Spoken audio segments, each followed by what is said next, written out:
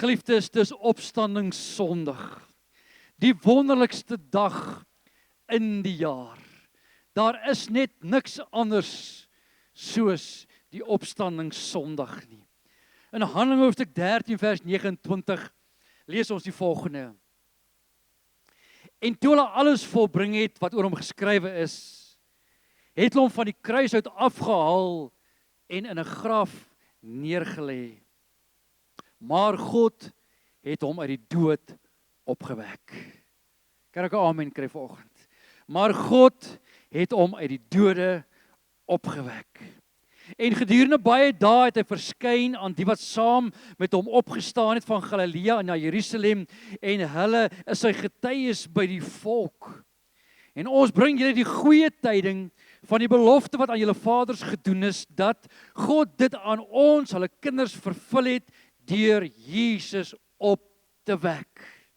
Die hele evangelie, die hele goeie nuus, die hele Bybel dui op die opstanding van Jesus Christus.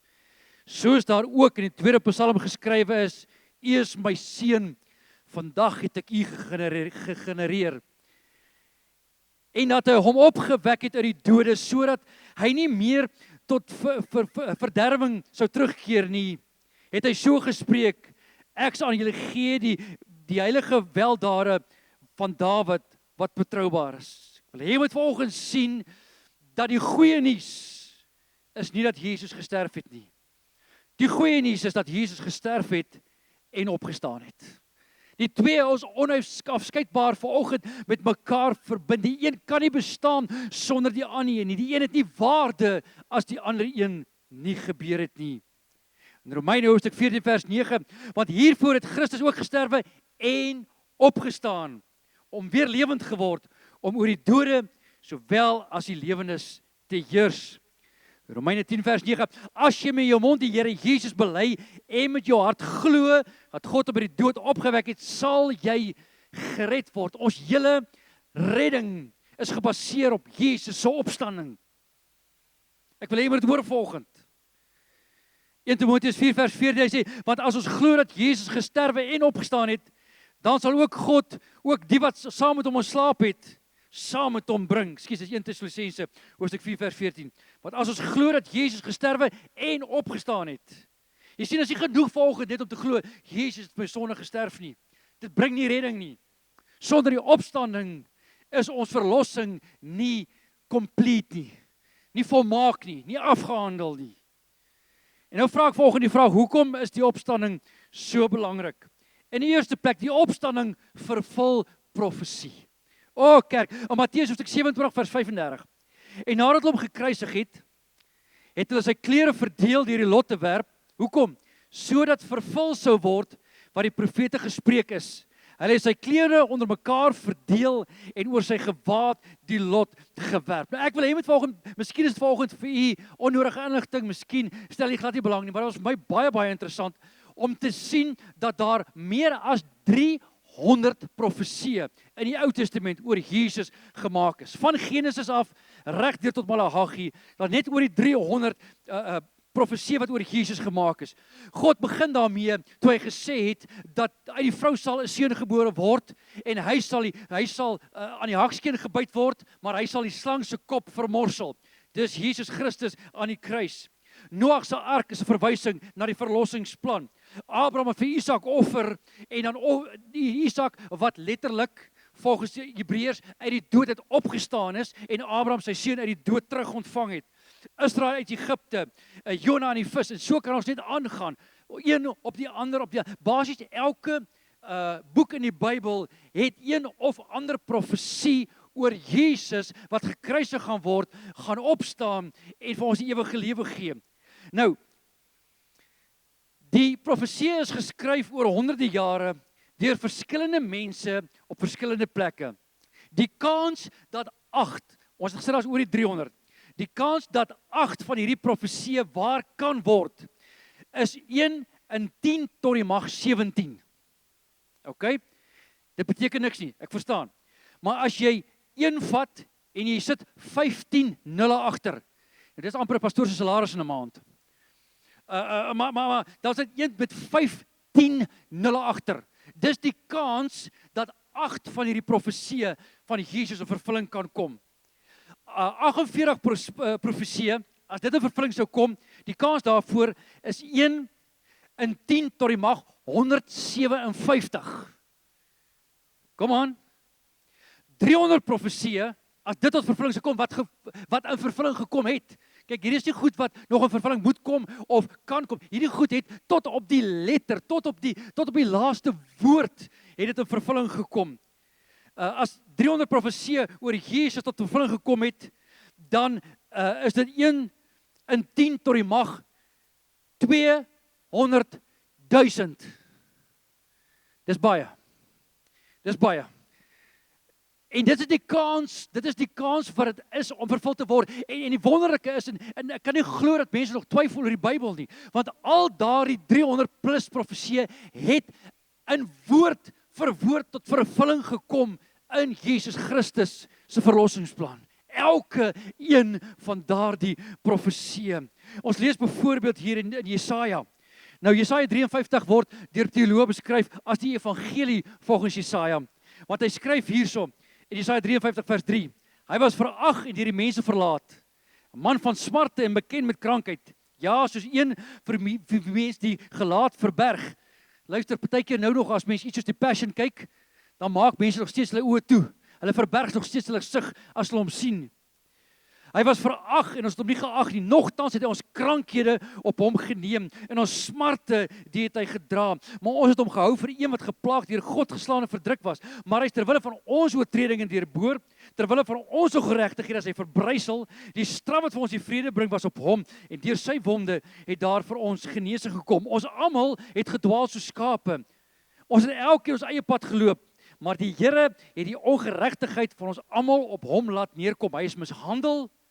Hoewel hy onderworpe was, hy het sy mond nie oopgemaak nie, soos 'n lam wat na die slagplek gelei word, soos 'n skaap wat wat stom is voor sy skeerders. Ja, hy het sy mond nie oopgemaak nie. Kerk van die Here, dis so wonderlik as jy die kruisiging verhaal gaan lees, die verskillende evangelies, dan sien jy presies hierdie. Dat Jesus gekom het en hulle vra en hy antwoord net nie. Hy sê niks nie. Want die Bybel het geprofeteer dus hoe dit sal wees. Hulle sal sy klere onder mekaar verdeel. Dit het gebeur. Hulle sal sy baard uitskeer volgens die Psalm. Dit het gebeur. Daar's soveel. Elke een van daardie profesieë het tot op die letter in vervulling gekom in Jesus. Dit is 'n 1 in 10 tot die mag 200.000 kans dat dit kon gebeur het en dit het presies so gebeur. Kerk, die woord van die Here is waar. Kom, en jy kan jou lewe volgens bou op hierdie boek. Hierdie profesie het in vervulling gekom in Jesus en die opstanding getuig daarvan. Luister, as Jesus nie opgestaan het nie, het daai profesie nie in vervulling gekom het. Dit was deel van die profesie, dit was deel van die verlossingsplan wat deur die jare aan die mens gekommunikeer is deur die Ou Testament. En daarom is dit so belangrik as ons die Ou Testament lees, dat ons Jesus sal soek in die blaaie van die Ou Testament, want Jesus self het gesê, die wet en die profete getuig van my. Die psalms is vol van beelde van die verlossing. Daar spesifieke psalms, soos Psalm 2 en Psalm 22 ensovoorts, wat direk 'n verwysing is na Jesus en sy verlossingsplan vir ons as mens. Selfs in die Nuwe Testament, dit was baie interessant, selfs in die Nuwe Testament is daar een profesie in die Nuwe Testament van die verlossingsplan van Jesus Christus, en dit kry ons in Johannes hoofstuk 1 vers 29. Die volgende dag sien Johannes, dis nou Johannes die Doper, sien Jesus na hom toe kom en hy sê, daar is die lam van God wat die sonde van die wêreld wegneem. Wat 'n groter profesie as dit. Hy verduidelik vir ons die evangelie. Hy sê, daar is die lam van God, een wat geslag gaan word as jy terug onthou na Egipte en die lam wat daar geslag is. Onthou die Jode hierdie skrifte geken. En as hy gepraat het van die lam van God, het hulle presies geweet waarvan hy praat. Wat die sonde van die wêreld wegneem, nie net bedek vir 'n jaar nie, maar wegneem. En so het elke profesie in vervulling gekom. En Jesus se opstanding vanoggend is vir my net een bewys en dit is, die boek is waar. Kom maar kerk, die Bybel is waar, die woord van die Here is vas en waar en ons kan vanoggend ons lewens daarop bou, want dit is waar. Baie dankie. Tweedens, die opstanding bevestig dat die prys vir sonde betaal en aanvaar is. Baie belangrik. Daar's baie mense wat vir hulle geloof gesterf het. Maar die opstanding van Jesus Christus is vir ons 'n bewys dat God die Vader nie net die betaling ontvang het nie, maar dat hy ook die betaling aanvaar het vir die sonde van die wêreld. Jesaja 53 vers 5. Maar hy is ter wille van ons oortredinge deurboor en ter wille van ons ongeregtighede verbrysel die straf wat vir ons vrede bring. Daar's net een manier waar die mens vrede met God kan kry, en dis deur die bloed van Jesus Christus. Daar's geen ander manier hoe ons aanvaarbaar is, hoe ons welkom is by die Here, as deur die bloed van Jesus Christus nie. Nou lees ons Romeine hoofstuk 5 vers 9. Veel meer sal ons, nou dat ons geregverdig is deur sy bloed, deur hom gered word van die toorn. Wat as ons, terwyl ons nog vyande van God was, met God versoen is deur die dood van sy seun, veel meer sal ons deur sy lewe gered word, nou dat ons versoen is. Ons word gered deur sy lewe, deur sy opstanding, deur die feit dat hy lewe. Daarin vind ons volgens ons lewe. Hy sê nie alleen dit in vers 11, maar ons roem ook in God, deur ons Here Jesus Christus, deur wie ons nou versoening verkry het, versoening met ons Vader. Hy sê, van die dood wat hy gesterf het, het hy vir die mense eens en vir altyd gesterf, maar die lewe wat hy leef hy vir God. Ek wil hê met vanoggend sien, kerk van die Here, dat Jesus, nadat hy gesterf het, sê die Bybel dat hy eers opgevaar na die Vader toe, en hy het die bloed as offer voor die Vader gaan neersit. Nou as jy onthou in die Ou Testament, het die hoëpriester eenmal 'n jaar in die allerheiligste ingegaan met bloed om versoening te doen vir die volk. Niemand mag daar ingegaan het nie, daar was rook en dinge gewees, en dan as hy na 'n tyd nie uitgekom het nie, het hulle geweet dat die Here nie die versoeningsbloed aanvaar het nie. Genadiglik elke keer in Israel se geskiedenis het hy lewend daar uitgekom, en dit is simbolies van Jesus Christus. Hy het sy bloed vir ons gegee, hy het opgevaar na die hemel, dit voor die Vader gaan neer, en toe kom hy terug. En dis daarom wat hy die eerste keer aan Maria verskyn het en sê, moet my nie aanraak nie, want ek was nog nie by my Vader en by julle Vader, by my God en by julle God nie. Hy het in daardie tyd, tussen wat Maria hom gesien het en tussen wat die disippels hom gesien het hy opgevaar na die Vader toe, het hy die bloed, sy bloed as 'n offer gaan bring vir die Vader. Die Vader het dit aanvaar. En eers toe die Vader dit aanvaar het, toe sê hy vir sy disippels, raak my aan, want die prys is nou betaal. Onthou net, in die Ou Testament, as iets rein aangeraak het dit onrein geword. Maar Jesus het alles kom omkeer, en hy sê, weet jy, kom raak my aan, jy is onrein, maar kom raak my aan, en as jy my aanraak, sal jy gereinig word.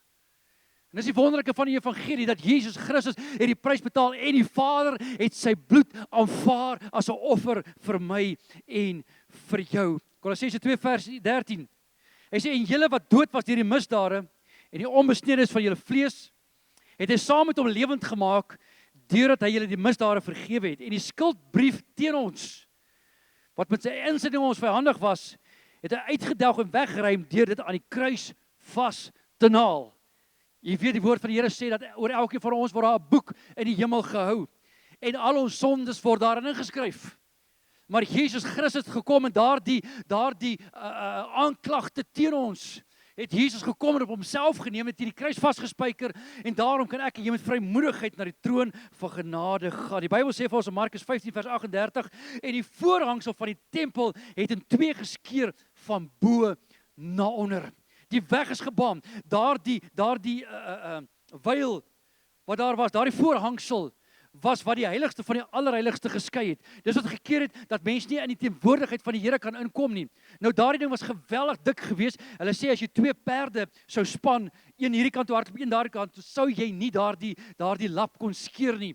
Maar die Bybel sê vir ons, die Here het hom geskeer, want hy is van bo na onder geskeer. Hy is nie van onder na bo geskeer nie. Die Here self het dit oopgemaak, omdat hy 'n verhouding met my en jou wil hê, want die prys is betaal, en deur die skeur van die voorhangsel, sê die Here, ek het dit aanvaar. Ek het die kruisdood, ek het die bloed van die lam, ek het dit aanvaar. Kerk, weet ons wat dit beteken vanoggend, om kinders van die Here te wees.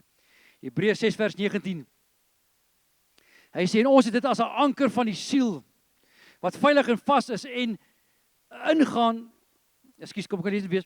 En ons het as 'n anker van die siel wat veilig en vas is, en ingaan tot binnekant die voorhangsel.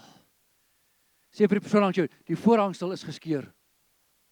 Kom maar, niks kan ons meer keer om in die teenwoordigheid van die Here te kan ingaan nie. Die prys is betaal en die Vader het daar die prys aanvaar vir my en vir jou. Wat 'n wonderlike nuus is dit nie. En die derde plek, die opstanding bevestig dat die duiwel oorwin is. Hallo? Die duiwel is oorwin, hy is 'n werklikheid, maar hy is oorwin deur die bloed van die lam. Efesiërs 4 vers 8. Daarom sê hy, toe hy opgevaar het in die hoogte, het hy gevangenes gevangen neem en gawes aan die mense gegee. Jesus Christus het, nadat hy die prys betaal is en nadat die Vader die prys ontvang en aanvaar het Jesus die vyand gebind. Hy het die werke van die vyand tot niet gemaak. Hy het die wetlike reg wat die vyand as gevolg van die sondeval op ons gehad het Jesus weggeneem, sodat die vyand geen wetlike reg op my en jou het, behalwe wat ons hom dan toestemming voorgee nie. Kolossense 2 vers 14 sê, en hy die skuldbrief teen ons, wat met sy insetting ons vyandig was, uitgedelg en weggeruim, deur dit aan die kruis vas te naal, nadat hy die owerhede en magte uitgeklee en hulle in openbaar tentoongestel en daardeur oor hulle getriomfeer het. Nou weer eens, hou jou gedagtes gou vas, want ons lees dat in die antieke wêreld, as een volk, kom ons sê argument daar by Israel oorwin die Filistyne, dan die wat nie doodgemaak is, die gewoonlik die leiers, die koning en sy volgelinge is dan aan mekaar vasgebind, voete is aan mekaar vasgebind, hande is aan mekaar vasgebind, hulle is agter 'n perd of 'n ding aangetrek en dan is hulle heeltemal uitgeklee. Alhoewel alle klere is uitgetrek. En dan is hulle geslaan en hulle is geparadeer deur die dorp, deur die hoofstraat van die dorp. Dan al die mense wat daar is, het hulle gegooi met enige ding wat hulle in die hande kon kry, net gegooi om net neer te sien op hulle. En dit is wat hierdie sê, die Bybel sê, Jesus het hulle uitgeklee en in 'n triomftog met hulle gewandel. In die geesteswêreld is dit wat gebeur het. En die vyand is deur Jesus finaal oorwin. Die Bybel sê vir ons 1 Johannes 2 vers 14. Ek het aan hulle geskrywe, vaders, omdat hulle hom ken, wat van die begin af is. Ek het aan julle geskrywe, jong manne, omdat julle sterk is en die woord van God in julle bly en julle die bose oorwin het. Julle die bose oorwin het. Hoe het hulle dit gedoen? Ek is bly jy vra. Want 1 Johannes 5 vers 4 sê, want alles wat uit God gebore is, oorwin die wêreld. En dit is die oorwinning wat die wêreld oorwin, naamlik ons geloof. Wat glo ons? Jesus het opgestaan. Jesus het opgestaan en hy leef en hy tree vir ons in by die Vader. En dit gee vir ons vanoggend vrymoedigheid om in sy teenwoordigheid te kan ingaan. En dit is my 4de punt vanoggend. Is jy nog met my? Ek vra as jy nog met my. Nommer 4, die opstanding bevestig dat die weg na die Vader oopgemaak is. As Jesus nie opgestaan het in die kerk, het ons vanoggend nog steeds gekom met ons skapies of ons bokkies en 'n geslag en 'n offer gebring en dalk voor 'n beeld gebuig of iets. Want dan was die verlossingsplan nie volmaak nie. Maar Jesus Christus het opgestaan en hy leef en hy het vir ons 'n weg oopgemaak sodat ons self in 'n verhouding met die Vader kan staan. Hy sê vir sy disippels, hy sê, na hierdie dinge gaan julle nie meer vir my vra nie. Hy sê, maar julle gaan direk vir die Vader vra, want die Vader het julle lief en julle kan direk tot hom nader. In Efesiërs 2 vers 17. En hy die evangelie van vrede kom verkondig aan julle wat ver was en die wat naby was. Want deur hom het ons albei toegang deur die een Gees tot die Vader. Daarom is almal toegang deur die een Gees tot die Vader. Jesus Christus het die voorhangsel oopgemaak. Hy het die voorhangsel verwyder sodat ons vanoggend almal in die allerheiligste kan ingaan. Moenie vanoggend net staan waar die waskom is en waar die offers gebring moet word nie. Moenie net vanoggend kom en net lofprysing sing nie. Nee, gaan dieper in, gaan verder in, gaan in die teenwoordigheid van die Vader in, want hy wag vir jou. Hy wil hê jy moet met hom kom praat. Hy wil verhouding met jou hê, want dit is moontlik gemaak want Jesus het opgestaan. Ek wil die mic net neersit en so 3 keer om die kerk hardloop en net skree halleluja, amen. Want ons koning het opgestaan. Hebreërs hoofstuk 10 vers 19.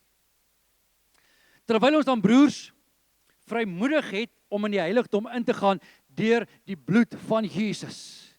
Jy sien ons moet verstaan wat die krag van die bloed is volgens God se perspektief.